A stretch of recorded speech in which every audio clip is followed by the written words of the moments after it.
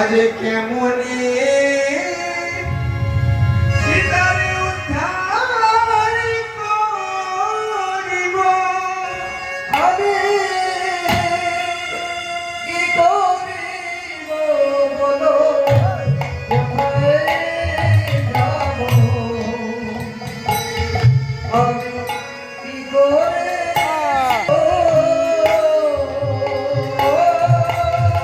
বিভীষণের গলা জড়িয়ে ধরে বলছি সখা এ জনমে আর হলো না আমার প্রাণের সীতা উদ্ধার করা এর থেকে আমাদের মৃত্যুবরণ করা ইচ্ছে হোক তখনই সখা বিভীষণ বলছে ওগো সখা সখা রামচন্দ্রের গলাটি জড়িয়ে ধরে বলছে সখা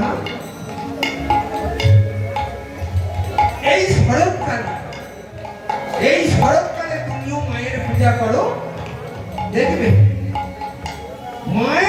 মা যদি সন্তুষ্ট হয় তাহলে মায়ের কৃপা বলে তাহলে তুমি রাবণকে বধ করতে বলে এই শরৎকালে এই অকালে আমি মাকে জাগাবো কি করে তাহলে কে করবে পূজা কে করবে আমার পূজা কে করবে আমার হিত সাধন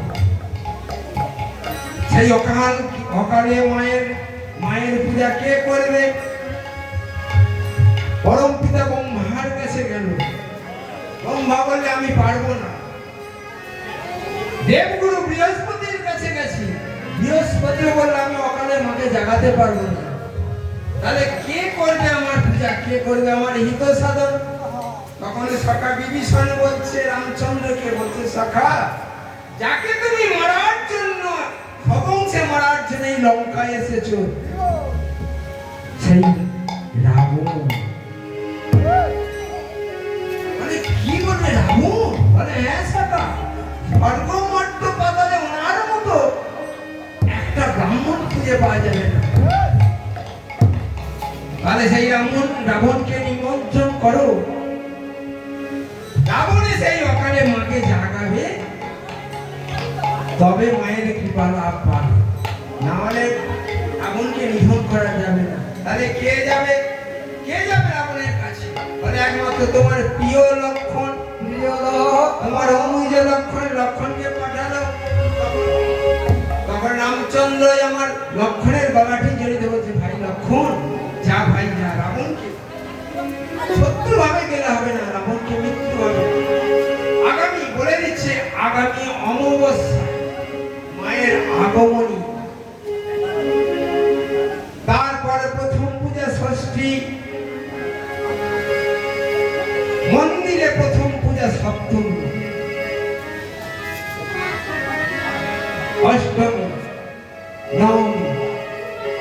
অষ্টমী নবমীর মাঝে সন্ধি নবমীর পরে কুমারী রূপে মায়ের দেখা দশমীতে বিজয়া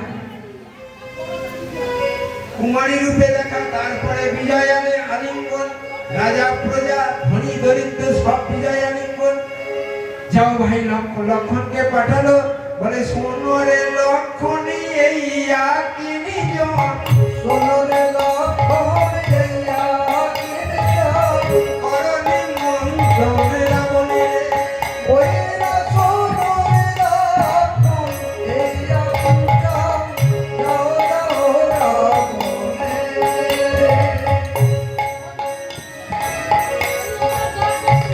লক্ষণকে যখন নিমন্ত্রণ করতে পাঠিয়েছে লক্ষণে চলেছে লক্ষণ একটা গোপনে অস্ত্র নিয়ে ফিরেছে তাই লক্ষণে যখন চলেছে পিছন থেকে রামচন্দ্র লাগছে লক্ষণ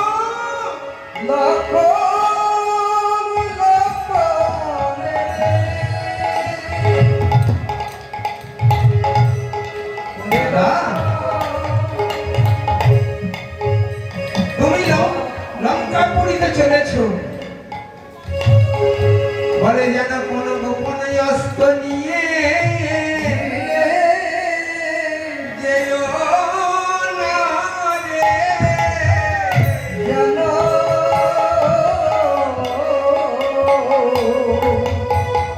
গোপনে অস্ত্র নিয়ে যেও না রে বলি রাবণকে শত্রু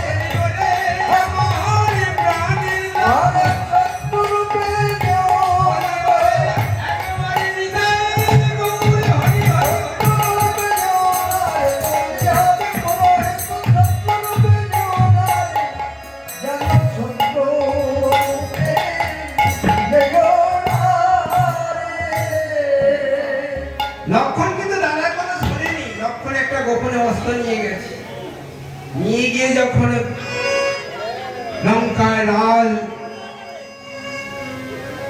রাজদ্বারে যখন উপস্থিত হয়েছে, মৃত পায় শ্মশান সম লঙ্কাপুরী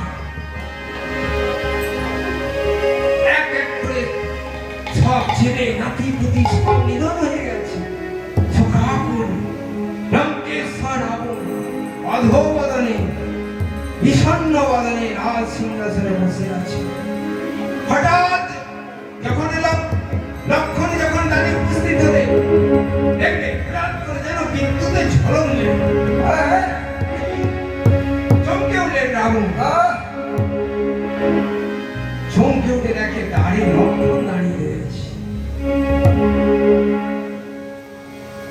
অধোবদনের রাবণ যখন দেখবেন দাঁড়িয়ে লক্ষণ দাঁড়িয়ে আছে, তাড়াতাড়ি করে রাবণ মন্দাদরীকে ডাকছে, মন্দা মন্দাদরী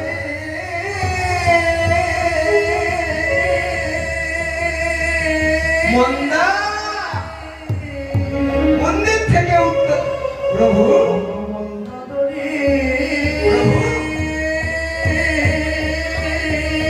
প্রভু তাড়াতাড়ি করে মন্দাদরী এসে মন্দা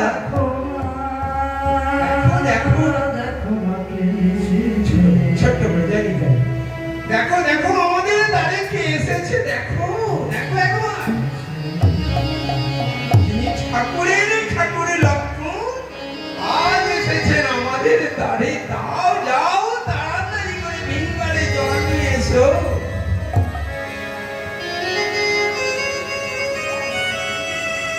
লোকে বলে সোনার লঙ্কা, তাই মন্দাদরী ময় আমার সোনার ভিঙ্গার মানে পাত্রে করে জল নিয়ে আসছে।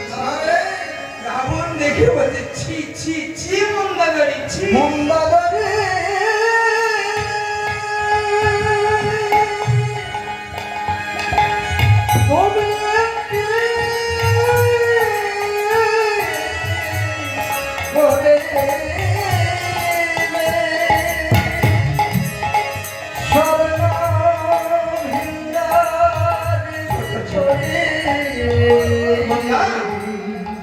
ছি মন্দা ছি।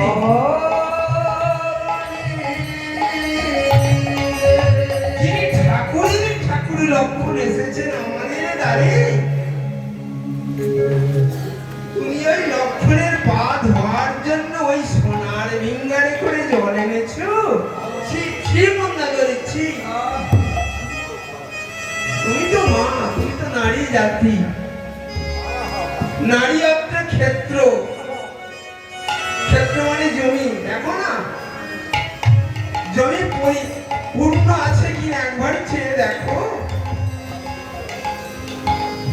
তখন মন্দাদরীকে রাবণ বলছে, তুমি তো নারী, একবার দেখো না তোমার 1 লক্ষ পুত্র 6 লক্ষ নাতি এক এক করে যখন চলে গেছে আর কেউ নেই, একবার চেয়ে দেখো তোমার এই ক্ষেত্র পূর্ণে আছে। বলে তোমার কেন এই ভিঙ্গারে কি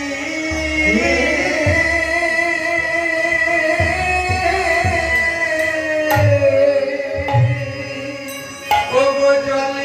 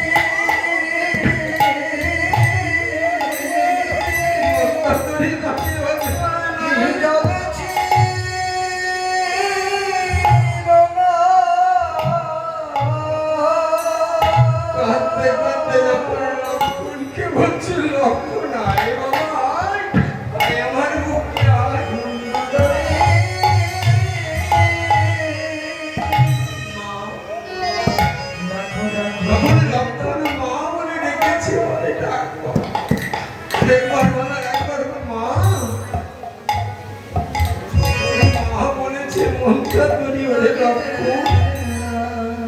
এখন এই আমার মা, তোমার কি মনে নেই যেদিন আমি লক্ষ্য শক্তিশালী মনে আমার মৃত্যু হয়েছিল, শক্তিশালী মনে যখন আমার মৃত্যু হয়েছিল, বিষণ্ণ গরমের সাথে মাতৃ স্তনদুগ্ধ দিয়ে বাঁটা হয়েছিল সেই ওষুধ, সেই পেটে আমার আমি সেবা করেছিলাম, আর আমার এই ক্ষতস্থানে প্রলেপ দিতে তবে তো আমি বেঁচেছিলাম। আর তুমি তো আমার আবার বল, যখনই জড়িয়ে ধরে বলেছে মন্দাদরি, তখন বলছে ওরে লক্ষ্মণ রে, লক্ষ্মণ রে, বলে বলে রে আমার এই প্রাণের লক্ষ্মণ।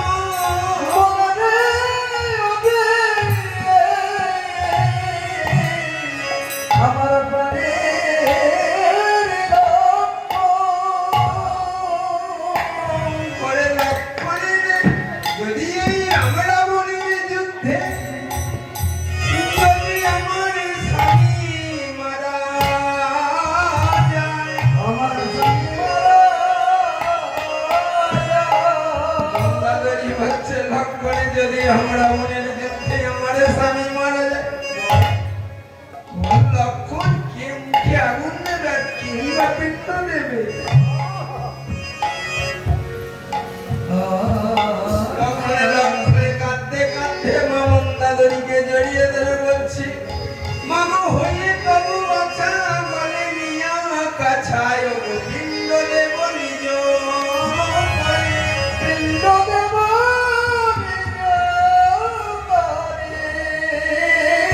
আরে ভেব না জানি কথা দিলাম আমি, তবই অঙ্গ পরশ করে।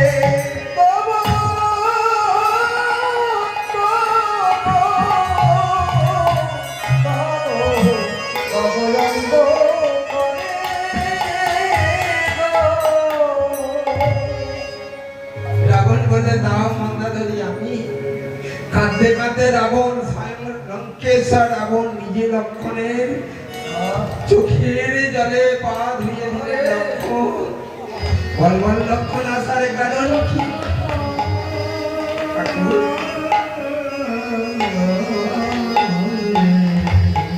আসার কারণ ঠাকুর আগামী অমাবস্যা মায়ের পূজা আগমনী, তারপরে প্রথম পূজা ষষ্ঠী,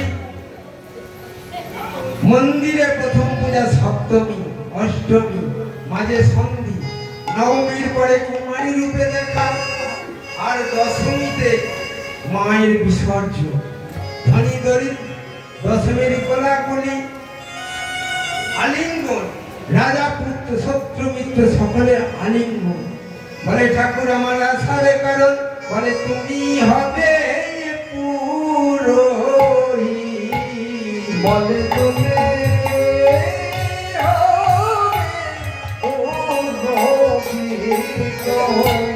বলি সদাই তুমি আমাদের করবে, তুমি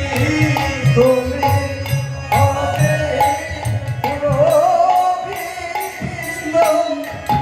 সদাই তুমি করবে, তুমি হবে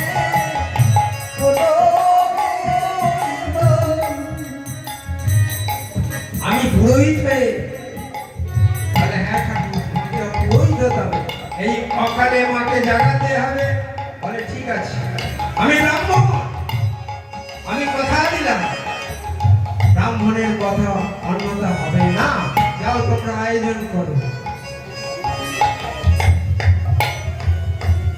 এই যে রাবণ, রাবণের মৃত্যু হবে এটা রাবণও নিজে জানে, রামচন্দ্র জানে। কোন রাবণ নিজে চেয়েছিল, কোন নিয়ে জানেন? যেদিন মা সীতা, সীতাকে যখন যেদিন রামচন্দ্র বিবাহ করে অযোধ্যায় নিয়ে এলো, অযোধ্যায় যেদিন নিয়ে এসেছিল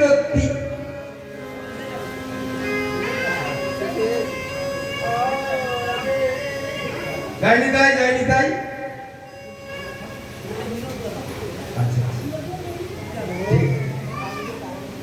তার আর এদিক ওদিক করবো না। তাই রাবণ যখন পুরোহিত হবেন মায়ের, বলে যাও তোমরা আয়োজন করো। এদিকে আয়োজন করছে রাম, আর যত ওই হনুমান বানর সেনা আছে তারা সব আয়োজন করছে। তাই সেই আজ আগামী অমাবস্যা মায়ের মহালয়, তাই আজ সেই অমাবস্যা, সেই অমাবস্যা পূর্ণ লগ্নে মায়ের আগমন। তাই আজ সেই আশ্বিনের শারদ প্রাতে বেজে উঠেছে আলোকমঞ্জি। ধরণীর বহিরাকাশে অন্তরিত মেঘমালা, প্রকৃতির অন্তঃসঙ্গান্তর আকাশে জাগরিত জ্যোতির্ময়ী জগন্মাতার আগমন বার্তা। আনন্দময়ী মা মায়ের আগমন। সেই আশ্বিন মাসে মা মহামায়া শুভ আগমনী বেজে উঠেছে। যখন যখন শুভ আগমনী বেজে উঠেছে, মহালয়ের পুণ্য সন্নিধ করে মহামায়া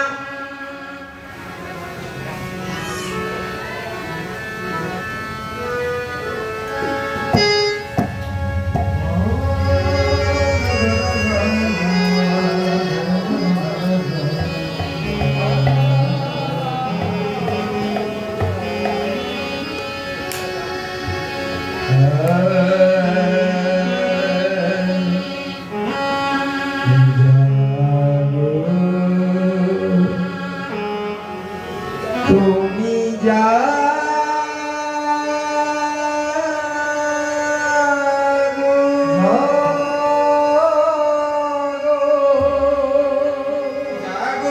দুর্গা, জাগো দশ প্রহরণ ধারিণী, অভয়া শক্তি প্রহারিণী, তুমি জাগো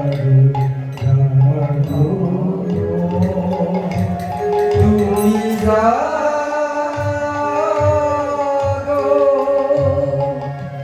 জাগো দুর্গা, জাগো দশ প্রহরের ধারিণী, অভয়া শক্তি ভগবানিনী,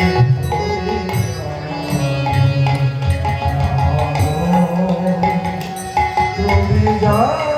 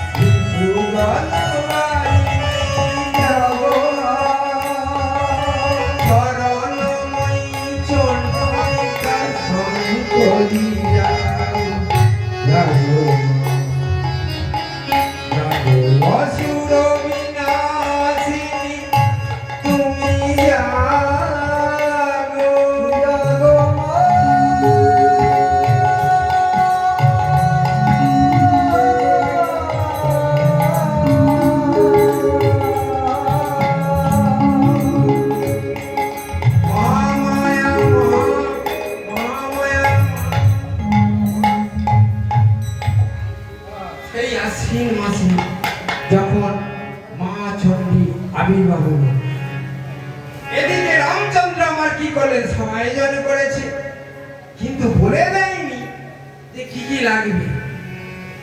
যখন প্রথম পূজা ষষ্ঠী আরম্ভ হবে, রাবণ আমার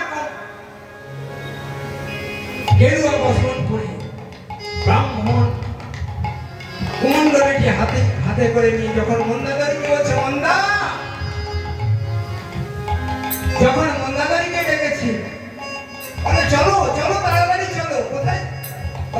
বলে সেই সমুদ্রের দিকে। তুমি তো পূজারি। হ্যাঁ বুঝেছি, তুমি পূজারি, তুমি সব বলে দিয়েছে তো, সব আয়োজন করা। বলেন তা তো বলিনি। মা মন্দাদারি আমার কিছু আয়োজন, পূজার যা কিছু লেগেছিল সব মা মন্দাদরি আমার আয়োজন করে রেখেছে। ওই কি করলো, কুশের আসন, কুশাসন, পঞ্চপ্রদীপ, পোশাক, কুশি, পানি, শঙ্খ, এই যে সব আয়োজন করে মন্দাদরি আমার তখন কি করলে, সব আয়োজন করে তখন ওই সীতাকে সঙ্গে করে বলে চলো। মন্দাদরি বলছে, মন্দাদরিকে রাবণ বলছে চলো অশোক বনে। বলে সেখানে আমার মেয়ে আছে না? বলে সীতা তোমার মেয়ে? বলে হ্যাঁ, সীতা যে আমার মেয়ে। তাহলে মেয়েকে সঙ্গে করে ওগো দোলাতে করিয়া হরসিত আসিল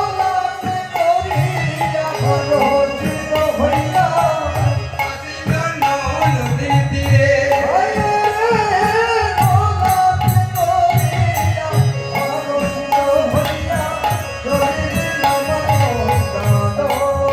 সীতাকে দোলাতে করে নিয়ে যখন সেই পূজায় চলেছে, এই যে পবিত্র হিন্দুকুলে যত যাগ যজ্ঞ ব্রত হোম ক্রিয়া প্রতিষ্ঠা হরিবসর যাই হোক না কেন, দেখবে যে কুশের আসন, কুশ লাগে, কুশ প্রথম হচ্ছে কুশ, ওই কুশ থেকে কুশের আসন, আচ্ছা কুশ, তাহলে কুশের আংটি করতে আছে যজমান, যিনি পুরোহিত যজমানের হাতে কুশের আংটি পরিয়ে দিয়ে এই হরিবাসরে তিনি ব্রতী হবেন, তাকে কুশের আংটি পরিয়ে দিয়ে ব্রতী করা হবে। আর ওই কুশ থেকে কুশের আসন তৈরি করা হয়। তাহলে এই যে কুশ, কোথা থেকে, যেদিন বরাহ হিরণ্যাক্ষের সাথে বরাহের যুদ্ধ হয়েছিল পাতালে, ওদিন যুদ্ধ হয়েছিল হিরণ্যাক্ষ, কারণ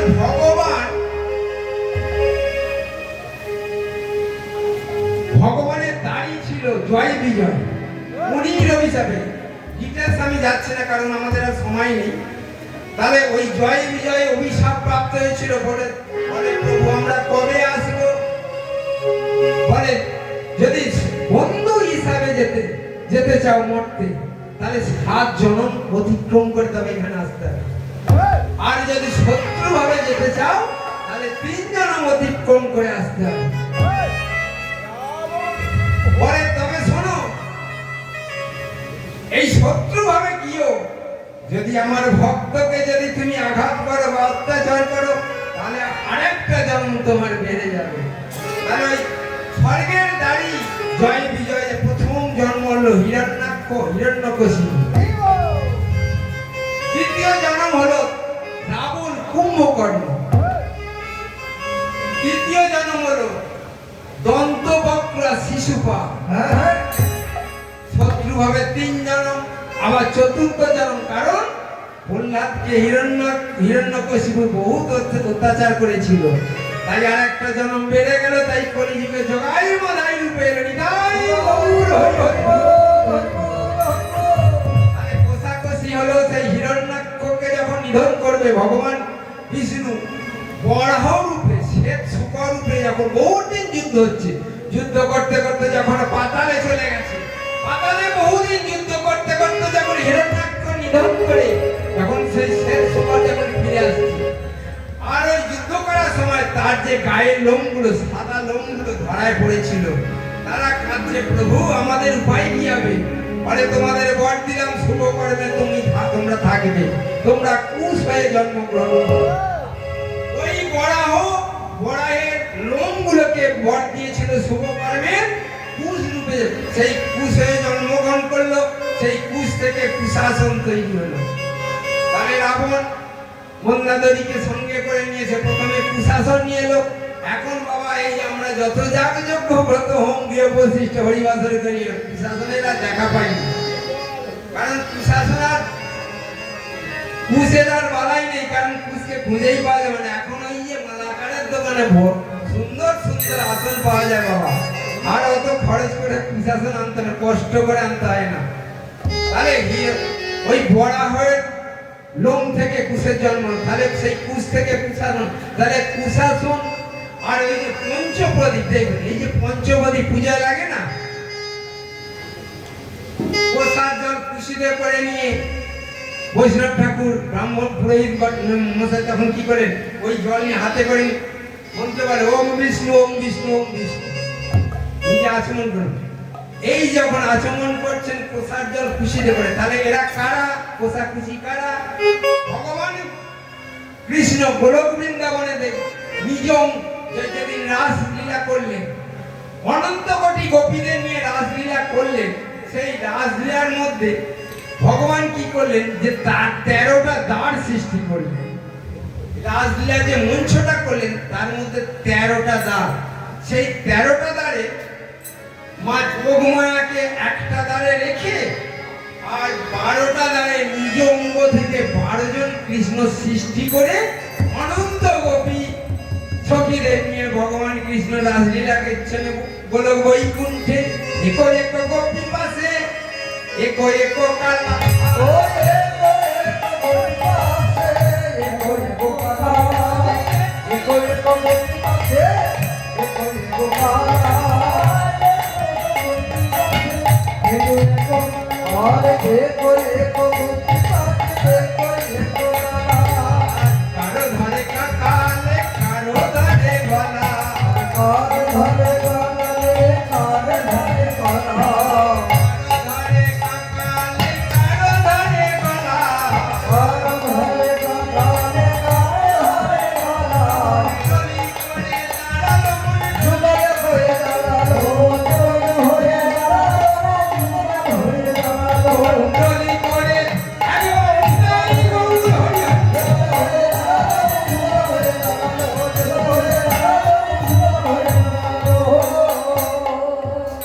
সেই রাজমঞ্চে ভগবান কৃষ্ণ অনন্ত গোপীদের সঙ্গে নিয়ে যখন একা কৃষ্ণ অনন্ত কোটি গোপী, এক কৃষ্ণ এক গোপী, এক কৃষ্ণ এক গোপী নিয়ে যখন রাসলীলা করছে, ঈশান করে দাঁড়িয়েছিল শ্যামা নামে এক সখী। সেই ঈশান করে দাঁড়িয়েছিল শ্যামা নামে এক সখী, তাকে ইঙ্গিতে ডেকে বলছে, শ্যামা শোনো শ্যামা, বলে আমায় আলিঙ্গন দাও, বলে ছি ছি ছি ছি ছি ঠাকুর, তুমি বড় পুরুষ আমি বড় নারী, করোনা বলে ও কথা বলো না, চলো জগতে যাই। জগতে গিয়ে তখন ওই শ্যামা সখীকে বলছে, বলে কুষা রূপে যাবে তুমি, আমি হব খুশি, আরে কোথা রূপে আমি হব খুশি, আমি কুষা রূপে যাবে তুমি, আমি হব খুশি, আরে কোথা রূপে যাবে তুমি আমি হব খুশি, তোমার বুকে থাকবো আমি, তুমি হবে খুশি, আরে তোমার মুখে থাকবো আমি তুমি হবে খুশি, তোমার বুকে থাকবো আমি, তুমি হবে খুশি। আরে তোমার মুখে থাকবো আমি তুমি হবে খুশি, ভগবান কৃষ্ণ হলো খুশি আর শ্যামা সখী হলো কোষা। তাহলে কোষা খুশি পঞ্চপদী, ছোট্ট করে বলেছি কারণ দল এসে গেছে বাবা। পঞ্চপদী হলো সরানন। সরানন কে গো? কার্তিকের নাম সরানন, কারণ প্রথমে নাম ছিল সরানন, 6টা মাথা বলে। গন্ধাসুর মা মাতৃভক্ত গন্ধাসুরের সঙ্গে নিধন যখন যুদ্ধ হয়েছিল, বলে কার্তিক ফিরে যা, বলে না, বলে তাহলে বান ছাড়।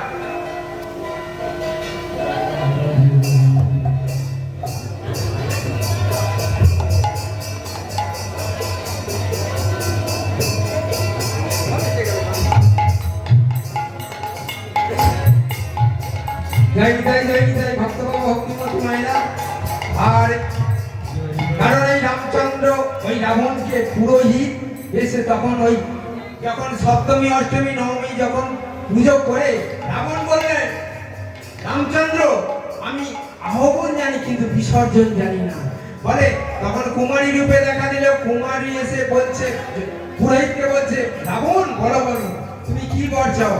বলে মাগো আমি যে পুরোহিত, আমি বর চাই না, তুমি আমার যজমানের মনোরক্ষা পূরণ করো, মনোবাসনা পূরণ করো। রামচন্দ্রের কাছে গিয়ে যখন রামচন্দ্র বলছে রামচন্দ্র তুমি কি চাও? বলে রাবণ নিধন। যখনই বলেছেন রাবণ আমার ফুল নিয়ে ওম মায়ের পায়ে ওম নমো রাবণায় নিধনং সা, যখনই দিয়েছে তখন রাবণ আমার শেষ পুষ্পাঞ্জলি দিলেন। ওম যা দেবী সর্বভূতেষু মাতৃ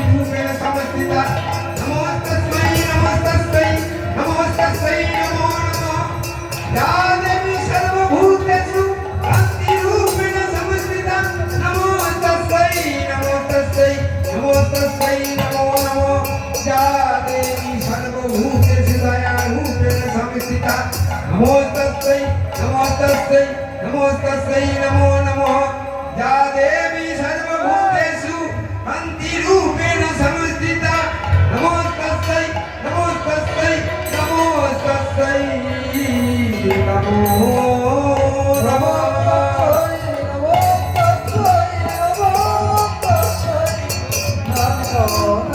রামচন্দ্র, আমি আহ্বান জানি কিন্তু বিসর্জন জানি না। তখন কাকে লাগলো? ও দেবী গুরু বৃহস্পতি বিজয়া করিল।